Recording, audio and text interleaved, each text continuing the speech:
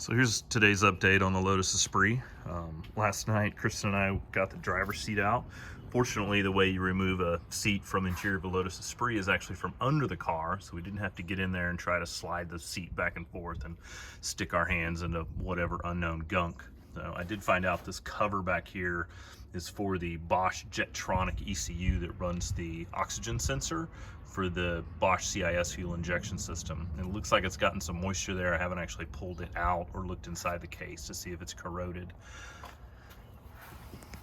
I pulled this side door handle, or excuse me, door panel, because the outside handle was not working. Turns out the door was actually locked, but I was able to move the mechanism from the inside with the door panel gone.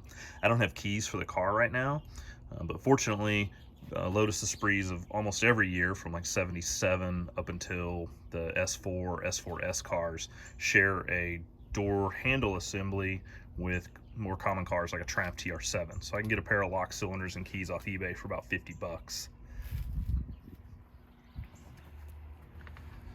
I did go ahead and pull the spark plugs and fill the valleys with WD-40. I let that sit for about a day. And then I got underneath the car, did a visual inspection of the timing belt. All the teeth were there, everything looked good.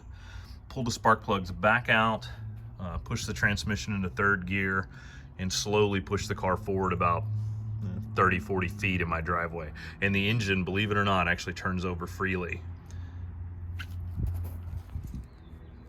I pulled the oil cap and looked down at the camshaft, and they look beautiful. There was no corrosion at all on the camshaft, so I'm actually really hopeful on the motor. My plan for today is to get one of the fuel pumps installed temporarily, and I'm actually going to run WD-40. I bought a gallon of it, and I'm going to run that through the fuel system and let that sit for a while before we actually try to start the car. We'll get that drained out and obviously run fresh gas later.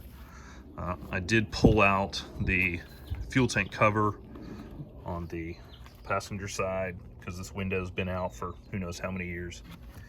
This piece is supposed to be mounted to a board.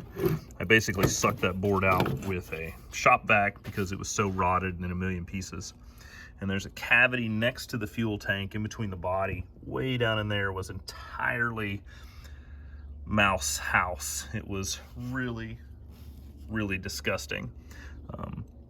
But we're seeing very minimal wiring damage, so that's good news. One bit of bad news that I did mention earlier in one of my videos is my gas tanks are pretty damaged. I can actually see you can see a hole there in the middle of the screen.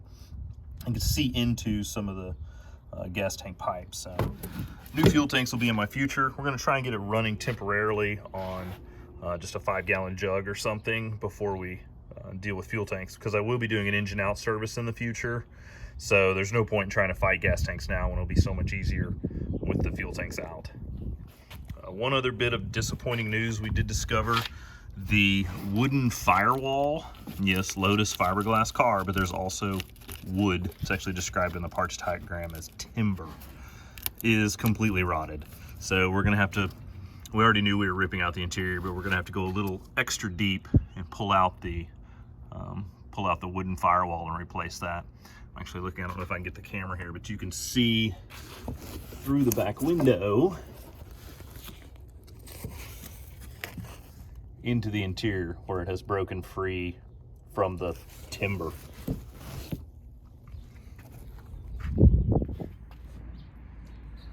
So far, a lot of this project has been figuring out unique ways to shove a shop vac in places it would previously not fit.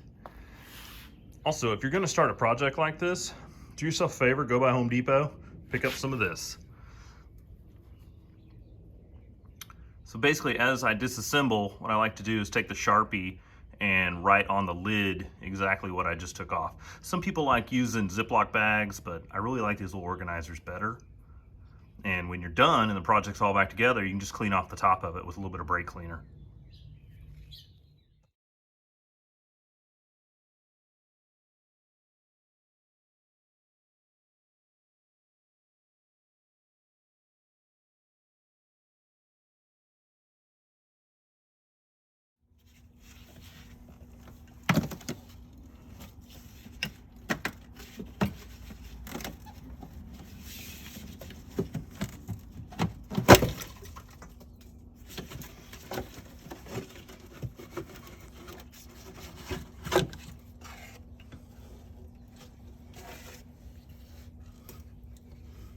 Not bad.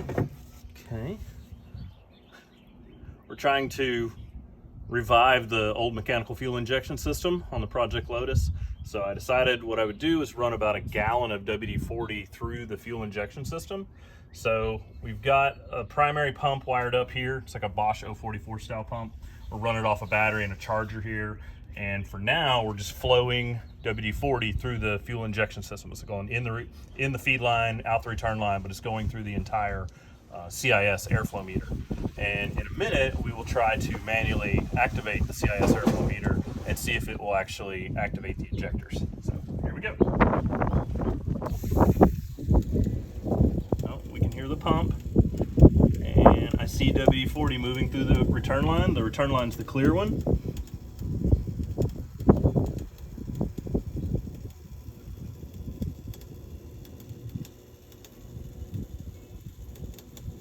I see a little piece of debris.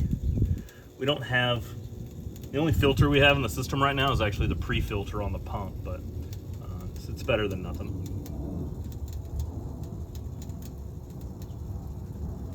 I'm gonna let this run for a couple minutes.